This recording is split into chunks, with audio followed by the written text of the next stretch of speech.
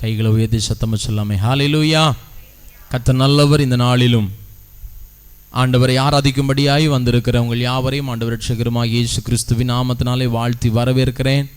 தேவனாகிய கர்த்தர் நாம் ஒவ்வொருவரையும் ஆசீர்வதிப்பாராக. ஹல்லேலூயா. இந்த உபவாச ஜெப நாட்களில் நாம் ஆண்டவருடைய சமூகத்திலே நாம் ஜெபித்து கொண்டிருக்கிற இந்த 21 நாட்களும் ஆண்டவருடைய சமூகத்திலே காத்திருப்பதற்கு தேவனாகிய கர்த்தர் நமக்கு கிருபை தந்திருக்கிறார். ஹல்லேலூயா. தொடர்ந்து நாம் ஜெபிக்கும் பொழுது நிச்சயமாகவே கர்த்தர் ஜெயத்தை தர அவர் போதுமானவராயிருக்கிறார். அவருடைய சமூகத்தில் வந்து அமர்ந்து காத்து ஜெபிக்கிற தேவ பிள்ளைகளாகிய நம்முடைய வாழ்வில் தேவனாகிய கர்த்தர் அற்புதம் செய்ய அவர் போதுமானவராயிருக்கிறார். இந்த ஜெப நாட்களில் நாம் தியானித்து வருகிற வேத பகுதி சங்கீதங்களின் புத்தகம் 119 சங்கீதம் அதனுடைய 34 வசனத்தை நாம் வாசிப்போமே ஆனால் சங்கீதங்களின் புத்தகம் 119 சங்கீதம் அதனுடைய 34 வசனத்தில் நாம் வாசிக்கும் பொழுது, எனக்கு உணர்வை தாரும், அப்பொழுது நான் உமது வேதத்தை பற்றி கொண்டு என் முழு இருதயத்தோடும் அதை கை கொள்ளுவேன். சங்கீதக்காரன் கேட்கும் பொழுது உணர்விற்காக வேண்டி அவன் கர்த்தருடைய சமூகத்தில் அவன் கேட்கிறான், ஆண்டவரே எனக்கு உணர்வை தாரும். அல்லேலூயா. உணர்வுள்ள இருதயத்திற்காக வேண்டி நாம் ஆண்டவருடைய சமூகத்தில் அதிகமாய் நாம் காத்திருக்கிறோம். தேவனாகிய கர்த்தர் நிச்சயமாகவே அந்த உணர்வினை நமக்கு தந்து நம்மை பலப்படுத்த நம்மை ஆசீர்வதிக்க அவர் வல்லமை உள்ளவராயிருக்கிறார். எப்படிப்பட்டதான உணர்வு என்று சொன்னால், அவருடைய வேத வசனமே வேத வார்த்தையே விலையேற பெற்றதென்ற உணர்வு நமக்குள் உருவாக வேண்டும். வேத வசனம்தான் விலையேற பெற்றதென்ற உணர்வு நமக்குள் இருந்தால் இந்த வசனம் நம்மை பலப்படுத்தும், நம்மை செவ்வையாக்கும், நம்முடைய வாழ்வில் அற்புதங்களை, அடையாளங்களை, நன்மைகளை இந்த வார்த்தை தான் செய்யும் என்பதை குறித்து நாம் தியானித்து வருகிறோம். இந்த நாளிலும் நாம் திருப்பிக் கொள்ளலாம். எபிரேயருக்கு எழுதின நிருபம் 4 அதிகாரம் அதனுடைய 1 யோவான் 5 அதிகாரம் அதனுடைய 7 வசனத்தை ஒருவர் வாசிக்கும்படியாக நான் கேட்கிறேன். 1 யோவான் அப்போஸ்தலனாகிய யோவான் எழுதின முதலாவது நிருபம் 5 அதிகாரம் அதனுடைய 7-8 வசனங்கள். பரலோகத்திலே சாட்சி இடுகிறவர்கள் மூவர், பிதா, வார்த்தை, பரிசுத்த ஆவி என்பவர்களே, இம்மூவரும் ஒன்றாயிருக்கிறார்கள். பூலோகத்திலே சாட்சியிடுகிறவர்கள் 3, ஆவி, ஜலம், இரத்தம் என்பவைகளே, இம்மூன்றும் ஒருமைப்பட்டிருக்கிறது. இங்கே அப்போஸ்தலனாகிய யோவான் எழுதின முதலாவது நிருபத்தில் அங்கே அப்போஸ்தலனாகிய யோவான் சொல்லுகிறார், பரலோகத்திலே சாட்சியிடுகிறவர்கள் மூவர், ஒன்று பிதாவானவர், இரண்டாவது வார்த்தை, மூன்றாவது பரிசுத்த ஆவி என்பவர்களே. வார்த்தையை குறித்து நாம் தியானித்துக் கொண்டிருக்கிறோம். யோவான் எழுதின சுவிசேஷ புத்தகம் 1 அதிகாரத்தில் 1 வசனத்தில் நாம் வாசிப்போமேயானால், ஆதியிலே வார்த்தை இருந்தது, அந்த வார்த்தை தேவனிடத்தில் இருந்தது, அந்த வார்த்தை தேவனாயிருந்தது. அப்படியானால் நம்முடைய ஆண்டவர் வார்த்தையாயிருக்கிறார். இந்த வார்த்தையை கொண்டுதான் நம்முடைய வாழ்வில் விடுதலையை செய்ய அவர் வல்லமை உள்ளவராக இருக்கிறார். எத்தனை பேர் ஆமென் சொல்ல முடியும்? இந்த விடுதலை, இந்த வார்த்தையை கொண்டுதான் அவர் நம்மை விடுவிக்கிற ஆண்டவராய், தப்புவிக்கிறவராய், நம்மை உருவாக்குகிறவராய், நம்முடைய குறைவுகளை மாற்றுகிறவராய், நம்முடைய வெறுமையை மாற்றுகிறவராய், நம்முடைய இருளை மாற்றுகிற தேவனாக இருக்கிறார். இன்றைக்கும் இந்த வார்த்தையை நாம் உணர்ந்து கொள்ளும் போது, பிதாவாய தேவனானவர் வார்த்தையானவர் நம்மை குறித்து சாட்சி கொடுக்கிறார். அல்லேலூயா. இந்த வார்த்தை நம்மை குறித்து சாட்சி கொடுக்க வேண்டும். எப்படி சாட்சி கொடுக்க வேண்டும்? பரலோகத்தின் தேவன் சாட்சி கொடுக்க வேண்டும். எப்படி சாட்சி கொடுக்க வேண்டும்?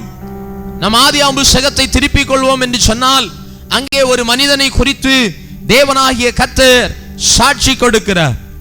எப்படியாக அவர் சாட்சி கொடுக்கிறார் என்று சொன்னால், ஆதியாகம புத்தகம் 6ஆம் அதிகாரம் அதனுடைய 8, 9 வசனங்களை நாம் வாசிப்போமேயானால், ஆதியாகமம் 6, 8, 9.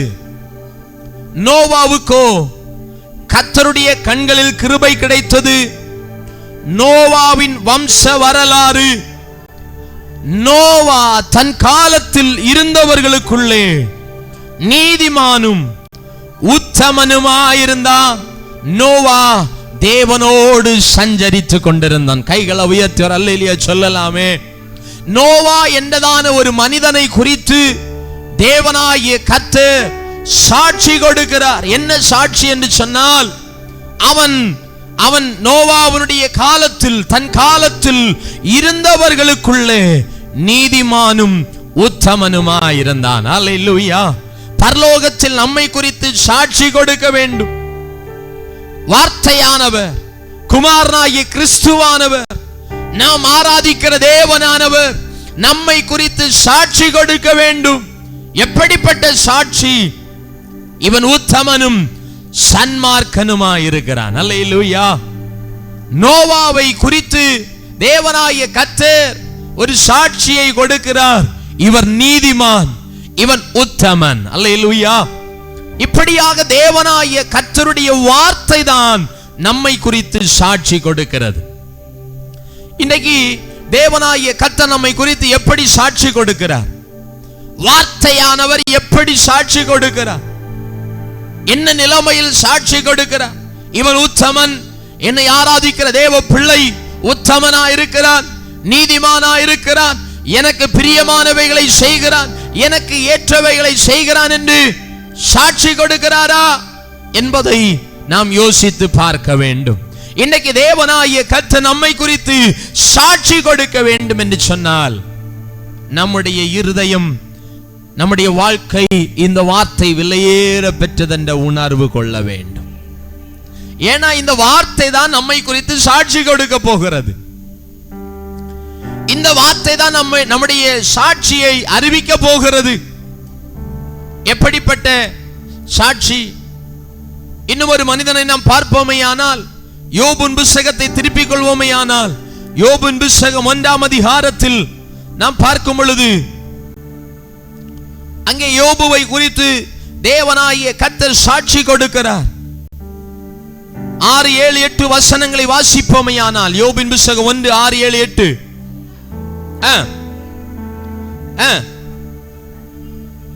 நின்றபோது சாத்தானும் அவர்கள் நடுவிலே வந்து நின்றான். கர்த்தர் சாத்தானை பார்த்து, நீ எங்கிருந்து வருகிறாய் என்றான்.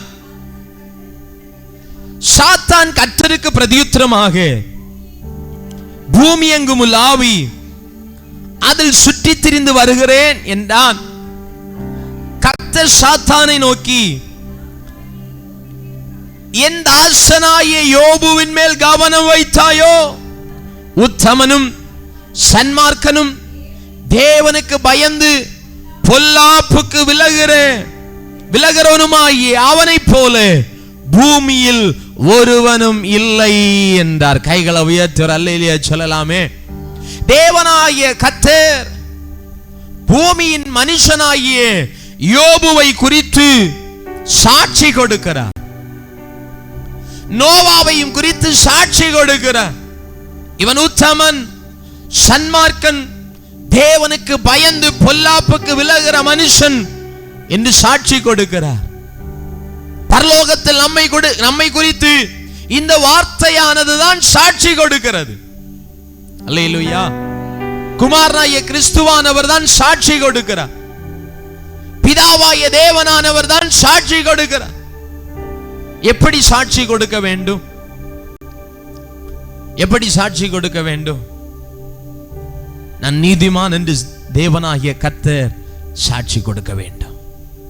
நான் உத்தமன் என்று தேவனாகிய கர்த்தர் என்னை குறித்து சாட்சி கொடுக்க வேண்டும்.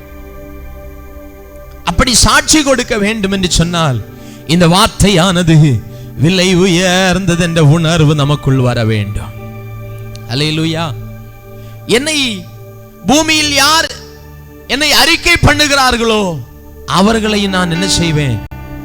பிதாவிற்கு முன்பதாக அறிக்கையிடுவேன். அல்லேலூயா, அல்லேலூயா. அப்போ நம்முடைய வாழ்வில் தேவனுடைய வார்த்தைக்கு முக்கியத்துவம் கொடுக்க வேண்டும். தேவனுடைய வார்த்தை விலை உயர்ந்தது என்ற உணர்வு நமக்குள் வரும் பொழுது இந்த வார்த்தையின்படி நாம் நடக்க பிரயாசப்படுவோம். நடக்க பிரயாசப்படும் பொழுது தேவனாகிய கர்த்தர் வார்த்தையானவர் நம்மை குறித்து சாட்சி கொடுக்கிறார். அல்லேலூயா, அல்லேலூயா. இன்னும் ஒரு மனிதனை நாம் பார்ப்போமேயானால் அப்போஸ்தலர் நடபடிகள் 13ஆம் அதிகாரம் அதனுடைய 22ஆம் வசனத்தை நாம் வாசிக்கலாம். அப்போஸ்தலர் நடபடிகள் 13ஆம் அதிகாரம் 22ஆம் வசனம். பின்பு அவர் அவனை தள்ளி தாவீதை அவர்களுக்கு ராஜாவாக ஏற்படுத்தி ஈசாயின் குமாரனாகிய தாவீது என் இருதயத்திற்கு ஏற்றவனாக கண்டேன், எனக்கு சித்தமானவைகளை எல்லாம் அவன் செய்வான் என்று அவனை குறித்து சாட்சியும் கொடுத்தார். அல்லேலூயா. இஸ்ரவேலின் முதல் ராஜாவாகிய சவுல் தேவனுடைய வார்த்தைக்கு கீழ்ப்படியாமல், தேவனுடைய வார்த்தைக்கு கீழ்ப்படிய முடியாமல், தேவனுடைய வார்த்தையை தள்ளி, தேவனுடைய பிரமாணங்களை தள்ளி அவன் பாவத்திலே விழுந்து போனான். தேவனாகிய கர்த்தர் அவனை ராஜாவின் ஸ்தானத்திலிருந்து தள்ளிவிட்டார் என்று வசனம் சொல்லுகிறது. அப்படி இருக்கும்போது தான் தேவனாகிய கர்த்தர் தாவீதை ராஜாவாக அபிஷேகம் பண்ணுகிறார்.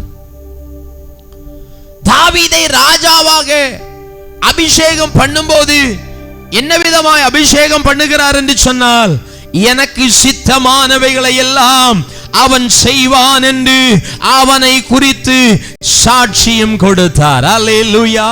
இன்றைக்கு நம்முடைய வாழ்வில் தேவனாகிய கர்த்தர் வார்த்தையானவர் நம்மை குறித்து சாட்சி கொடுக்க வேண்டும். அல்லேலூயா. தேவனாகிய கர்த்தர் நம்மை குறித்து சாட்சி கொடுக்கிறார் என்று சொன்னால் இந்த பூமியின் ஜனங்களும் நம்மை குறித்து சாட்சி கொடுப்பார்கள். தேவனாகிய கர்த்தர் மாத்திரம் எனக்கு சாட்சி கொடுத்தா போதும், தேவனாகிய கர்த்தர் மாத்திரம் எனக்கு சாட்சி கொடுத்தா போதும் என்று அல்ல. யோபுவையும் குறித்து சாட்சி கொடுத்தார்கள்.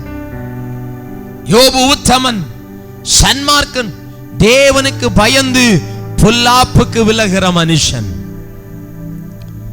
நம்முடைய வாழ்விலும் இன்றைக்கு இந்த வார்த்தையின் அர்த்தங்களை, ஆழங்களை, அதிசயங்களை உணர்ந்து இந்த வார்த்தையானது விலையேற பெற்றதென்ற உணர்வு நமக்குள் வரும் பொழுது அவர் விரும்புகிறதற்கு ஏற்றபடி, அவர் எதை விரும்புகிறாரோ, அவர் எதை செய்ய வேண்டும் என்று விரும்புகிறாரோ அதற்கு ஏற்றது போல நம்முடைய வாழ்க்கை மாறுகிறதாக இருக்கிறது. ஹல்லேலூயா. அப்பொழுதுதான் தேவனாகிய கர்த்தர் வார்த்தையானவர் சாட்சி கொடுக்கிறார்.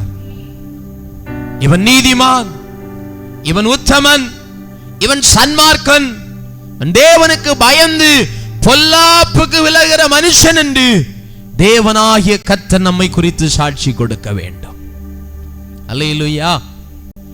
அந்த வார்த்தையில நாம் தேற்றப்படும் பொழுது, தேவன் அருளுகிற வார்த்தையை கேட்டு அதன்படி நடக்கும் போது தான் அவன் நம்மை குறித்து சாட்சி கொடுக்கிறார். இங்கே பார்த்ததான நபர்களை குறித்து நாம் பார்ப்போமே ஆனால், நோவாவை எடுத்துக்கொள்ளலாம், யோபுவை எடுத்துக்கொள்ளலாம், தாவீதை எடுத்துக்கொள்ளலாம். இவர்கள் மனிதர்களாக இருக்கிறார்கள். இவர்கள் தேவனுக்கு ஏற்றவர்களாக மாறினது எப்படி? அவருடைய இருதயத்திற்கு ஏற்றவர்களாய் மாறினது எப்படி? தேவனாகிய கர்த்தர் இவர்களை மாத்திரம் குறித்து சாட்சி கொடுத்தது எப்படி என்ன நாம் பார்ப்போமேயானால், இவர்கள் தேவனுடைய வார்த்தையின்படி செயல்பட ஆரம்பித்தார்கள். இவர்கள் கர்த்தருடைய வார்த்தைக்கு கீழ்ப்படுகிற பிள்ளைகளாக இருந்தார்கள். இவர்கள் தேவனுடைய வார்த்தைக்கு முக்கியத்துவம் கொடுத்து அவருடைய வார்த்தையை ஏற்றுக்கொண்டு அதன்படி நடக்கிறவர்களாக மாறினார்கள். அப்படி மாறினதுனால தான் தேவனாகிய கர்த்தர் இவர்களை குறித்து சாட்சி கொடுத்தார். இன்றைக்கு நம்மை குறித்து தேவனாகிய கர்த்தர் என்ன சாட்சி கொடுக்கிறார்? என்ன சாட்சி கொடுக்கணும்? என்ன சாட்சி கொடுக்கணும்?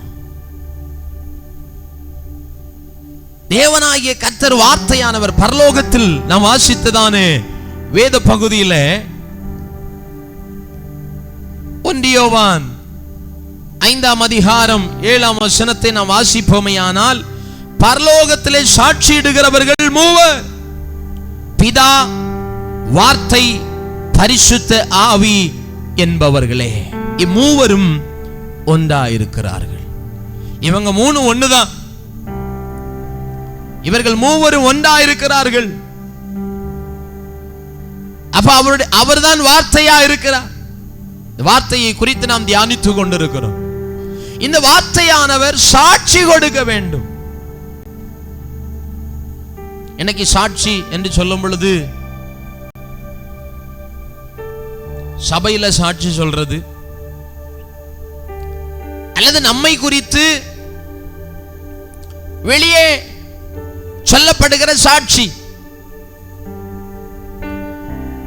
என்ன வண்ணமா இருக்கிறது, எவ்வண்ணமா இருக்கிறது நாம் யோசித்து பார்க்க வேண்டும். இந்த வார்த்தையானவர் நம்மை குறித்து சாட்சி கொடுக்க போகிறார். நம்மை குறித்து சாட்சி கொடுக்க போகிறார். சிலர் சொல்லுவாங்க, நான் மரிக்கும்போது என்னை குறித்து சாட்சி கொடுப்பாங்க. மரித்து சரீரம் அடக்கம் பண்ணப்படும் பொழுது அநேக சாட்சிகளை சொல்லுவார்கள். யாரும் இவர் கெட்டவரா வாழ்ந்தார்னு யாரும் என்ன செய்ய மாட்டாங்க, சொல்ல மாட்டாங்க. இவர் அப்படி வாழ்ந்தவர், இப்படி வாழ்ந்தவர், குடும்பத்துக்கு ரொம்ப பிரச்சனையா இருந்தார், போனது நல்லதுன்னு யாரும் சொல்ல மாட்டாங்க. சொல்லணும்னா சொல்லுவாங்க, ரொம்ப நல்லவர், வல்லவர், அப்படியெல்லாம் சொல்லுவாங்க. ஆனா தேவனாகிய கர்த்தர் நம்மை குறித்து சரியாய் சாட்சி கொடுப்பார். பரலோகத்தில் சாட்சி கொடுக்க போகிறார். நம்மை குறித்து சாட்சி கொடுக்க போகிறார். எப்படி சாட்சி கொடுக்க போகிறார்? அப்படி என்று சொன்னால் நம்முடைய வாழ்வு எவ்வண்ணமாய் மாற வேண்டும், எப்படி மாற வேண்டும், நாம் தாம் அதை யோசிக்க வேண்டும். அல்லேலூயா. நாம் தேவனுடைய வார்த்தையை கேட்டு அதை ஏற்றுக்கொண்டு இது விலை உயர்ந்தது என்ற உணர்வு கொண்டு இதன்படி வாழ்வதற்கு நாம் நம்மை அர்ப்பணிக்கும் பொழுதுதான் தேவனாகிய கர்த்தர் நம்மை குறித்து நற்சாட்சி கொடுக்கிறவராயிருக்கிறார். சாட்சியில ரெண்டு சாட்சி இருக்கிறது. ஒன்று நற்சாட்சி, இன்னொன்று துர்சாட்சி. நற்சாட்சி என்று சொன்னால் நம்மை குறித்து நல்ல சாட்சியிடுகிறது. மனிதர்கள் சொல்லுகிறது போல் அல்ல ஆண்டவர் சொல்லுவது. மனிதர்கள் பலதையும் மூடி விழுங்கி சவச்சி சொல்லுவாங்க. ஆனா ஆண்டவர் அப்படி அல்ல. அவருடைய வார்த்தை இருபுறமும் கருக்குள்ள பட்டயமா இருக்கிறது. வார்த்தையானவர் இருபுறமும் கருக்குள்ள பட்டயமா இருக்கிறார். அந்த இருபுறமும் கருக்குள்ள பட்டயம் சில நேரத்தில் காயப்படுத்தும், சில நேரத்தில் சில வேதனைகளை கொடுக்க. எதற்காக என்று சொன்னால் நாம் மனம் திரும்புவதற்காக, நாம் கர்த்தரிடத்தில் கிட்டி சேருவதற்காக. அதை அறிந்து கொண்டு அதை புரிந்து கொண்டு இந்த வசனத்தின்படி வேத வார்த்தைகளின்படி வாழ நாம் பிரயாசப்படுவோம் என்று சொன்னால் தாவீதை தன் இருதயத்திற்கு ஏற்றவென்று சாட்சி கொடுத்த ஆண்டவர் யோபுவை உத்தமனும் சன்மார்க்கனும் தேவனுக்கு பயந்து பொல்லாப்புக்கு விலகிற இவனை போல ஒருவன் இல்லை என்று சொன்ன ஆண்டவர் நோவாவை குறித்து அவனுடைய காலத்தில் வாழ்ந்தவர்களுக்குள்ளே நீதிமானும் உத்தமனுமாய் இருந்தான் என்று வாக்கு பண்ணின ஆண்டவர், சாட்சி கொடுத்த ஆண்டவர் இன்றை நம்மை குறித்து சாட்சி கொடுக்க வேண்டும். நம்மை குறித்து சாட்சி கொடுக்க வேண்டும். எப்படி சாட்சி கொடுக்க போகிறார்? என்னுடைய வாழ்க்கை எப்படி இருக்கிறது? அவர் விரும்புகிற உத்தம குணத்தில் இருக்கிறதா? அவர் விரும்புகிற நீதியின் குணத்தில் இருக்கிறதா? என்னை குறித்து அவர் நீதிமான் என்று சொல்ல முடியுமா? சொல்ல முடியவில்லை என்று சொன்னார். இந்த வேத வார்த்தையை உணர்ந்து, இந்த வேத வசனங்களை அறிந்து, இதே விலை உயர்ந்தது என்ற உணர்வு கொண்டு இதன்படி வாழ்வதற்கு நாம் பிரயாசப்படும் பொழுது தேவனாகிய கர்த்தர் நம்மை குறித்து பரலோகத்தில் சாட்சி கொடுக்கிறார். என்னுடைய பிள்ளை நீதிமானும் உத்தமனுமாயிருக்கிறான் என்று சொல்லி. அல்லேலூயா, அல்லேலூயா. ஆனால் இந்த வசனத்தின்படி நடப்பதற்கு, இந்த வசனத்தை கைக்கொள்வதற்கு இன்றைக்கு அநேகருக்கு விருப்பம் இல்லாமல் போய்விடுகிறது. இந்த வசனத்தின்படி வாழ வேண்டும் என்ற விருப்பமும் தாகமும் இன்றைக்கு அநேகருக்குள் குறைந்து கொண்டிருக்கிறது. இன்றைக்கு தேவனாகிய கர்த்தர் இந்த வசனத்தின்படி வாழ்வதற்கான உணர்வை நம்முடைய வாழ்வில் கட்டளையிடுவாராக. ஒவ்வொரு வாழ்விலும் கட்டளையிடுவாராக. அல்லேலூயா, அல்லேலூயா. அப்படி இந்த வசனத்தின்படி வாழும் பொழுது நம்மை குறித்து தேவனாகிய கர்த்தர் வார்த்தையானவர் சாட்சி கொடுக்கிறார். என்ன சாட்சி? என் பிள்ளை நீதிமானும் உத்தமனுமாயிருந்தான், என்னுடைய வார்த்தையை கேட்டு அதன்படி நடக்கிறவனாயிருந்தான். தாவீதை குறித்து அப்படிதான் சாட்சி கொடுத்தார். பின்பு அவர் அவனை தள்ளி தாவீதை அவர்களுக்கு ராஜாவாக ஏற்படுத்தி, ஈசாயின் குமாரனாகிய தாவீதே என் இருதயத்திற்கு ஏற்றவனாக கண்டேன், எனக்கு சித்தமானவைகளை எல்லாம் அவன் செய்வான் என்று அவனை குறித்து சாட்சியும் கொடுத்தார். அவருக்கு சித்தமானவைகளை இன்னைக்கு யாருடைய சித்தம் செய்கிறோம்? யாருக்கு சித்தமானவைகளை செய்கிறோம்? அவருக்கு சித்தமானவைகளை நாம் செய்ய வேண்டும். எத்தனை பேர் ஆமென் சொல்றீங்க? அவருடைய சித்தம் செய்யும் போது தான் அவர் சொல்லுவார், என் இருதயத்திற்கு ஏற்றவர். என்னுடைய வார்த்தையை கேட்டு அதன்படி நடந்த மனிதன். அல்லேலூயா, அல்லேலூயா. இந்த உலகத்தில் ஒரு மனிதன் மரித்து போகும்போது அவன் உத்தமனும் சன்மார்க்கனும் நல்லவனுமாய் வாழ்ந்தான் என்று சொன்னால் அவனை குறித்து அநேகர் உண்மையாய் சாட்சியிடுவார்கள், சாட்சி கொடுப்பார்கள். அந்த சாட்சிகள் உண்மையாய் இருக்கும். ஆனா துரோகியாய் பாவியாய் வாழ்ந்த எந்த மனிதனுக்கு யாரும் அதிகமா என்ன செய்கிறது இல்லை? சாட்சி கொடுக்க, சாட்சி சொல்ல போறது இல்லை. எப்படி ஆகிலும் அடக்கம் பண்ணனா போதும்னு சொல்லி விட்டுருவாங்க. யாரும் சாட்சி சொல்வதற்கு முன் வருகிறது இல்லை. தேவனாகிய கர்த்தர் நம்மை குறித்து சாட்சி கொடுக்க வேண்டும். எப்படி சாட்சி கொடுக்க முடியும்னா, நாம் அவருக்கு ஏற்றவைகளை செய்யும் போது, அவருக்கு ஏற்றவைகளை நான் செய்யும் பொழுது எனக்கு சித்தமானவைகளை எல்லாம் அவன் செய்வான் என்று அவனையும் குறித்து சாட்சியும் கொடுத்தார். கர்த்தருக்கு சித்தமானவைகளை, கர்த்தருக்கு ஏற்றவைகளை நாம் செய்ய பிரயாசப்பட வேண்டும். கர்த்தருக்கு ஏற்றவைகளை நான் செய்ய வேண்டும் என்று சொன்னால் இந்த வார்த்தையானது விலை உயர்ந்தது என்ற உணர்வு எனக்குள் வர வேண்டும். அப்படி வந்தாதான் இதன்படி நடப்பதற்கு என் இருதயம் இடம் கொடுக்கும். அப்படி அந்த உணர்வு வந்தால் மாத்திரமே, இந்த வார்த்தை விலை உயர்ந்தது என்ற உணர்வு வந்தால் மாத்திரமே இதன்படி நடக்க வேண்டும் என்கிற உணர்வு எனக்குள் வந்துவிடும். அல்லேலூயா. அப்படி வந்துவிட்டாலே என் ஆண்டவர் நம்மை குறித்து சாட்சி கொடுக்கிறவராயிருக்கிறார். ஒருவேளை இன்னைக்கு அப்படிப்பட்ட அனுபவம் நம்மில் இல்லை என்று சொன்னார், நான் கர்த்தருக்கு சித்தமானவைகளை ஒன்றும் செய்யவில்லை, என்னுடைய விருப்பங்களையே நான் நிறைவேற்றி கொண்டிருக்கிறேன் என்ற அனுபவம் நமக்குள் இருக்கும் என்று சொன்னால், இந்த ராத்திரி நேரம் ஆண்டுடைய சமூகத்தில், இந்த நேரத்தில் நாம் ஆண்டுடைய சமூகத்தில் ஒப்பு கொடுப்போம். ஆண்டவரே, உமக்கு சித்தமானவைகளை எனக்கு செய்ய உதவி செய்யும். உமக்கு சித்தமானவைகளை நான் செய்வதற்கு எனக்கு உதவி செய்யும். எத்தனை பேர் கேட்க விரும்புகிறீங்க? எத்தனை பேர் கேட்க விரும்புகிறீங்க? கண்களை மூடி ஆண்டுடைய சமூகத்தில் நாம் ஜெபிப்போமா?